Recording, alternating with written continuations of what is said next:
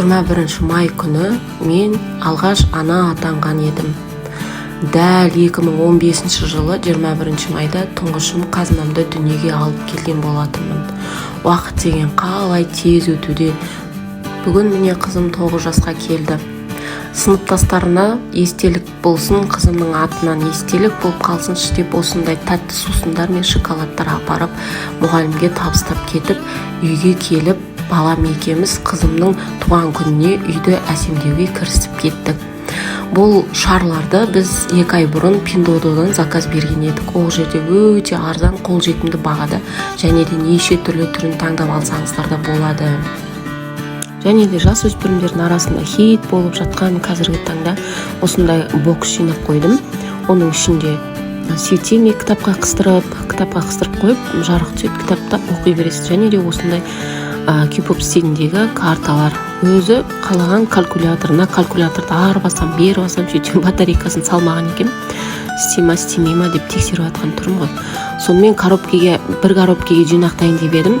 Сыймады, калькуляторды алдым да бөлек коробкеге салайын деп шешіп, осы бір коробкеге чисто карта мен светильник салып, сыртынан наклейкасын шаптап, екіншісі коробканы алып, боксты, яғни ол жерге осындай тағы да калькулятор мен биндерді салдым. Биндер сыймағаннан кейін калькулятор мен нәски салып қойдым ішіне.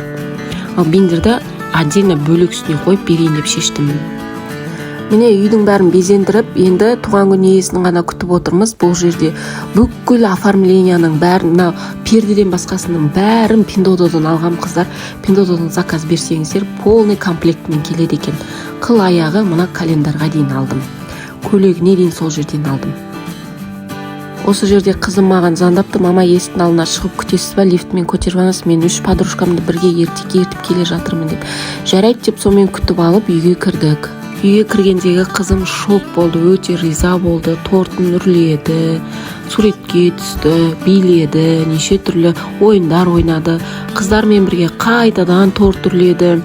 Өте қызықты өтті. Қазіргі балалар өте бақытты, барлық нәрсеге қол жетімді. Не қалайды, соның бәрін сатып алуға болады. Торттарын үрлеп жеп біткеннен кейін қызым өзінің сыйлығына кірісті. Қазіргі балалар өте бақытты ғой, иә? Сенесіздер ма? Бәрі қол жетімді. Не қалайсың, соны ақшаң болса сатып алуға болады. Мына жерде ана кипоптың картасын көріп, әлгі қызымның қасында 3 подружкасы чет атасын көргенде қуанып, мынау ғой деп бәрі қуанып айтып жатыр. Балалардың қуанғанын көргенге не жетсін? Бала қуанса, ана да қуанады дегендей. Онки қыздардың арасында менің ұлым да жүр, риза болып. Сонымен қызымның көңілінен шықты. Туған күн осымен бітті, қыздар.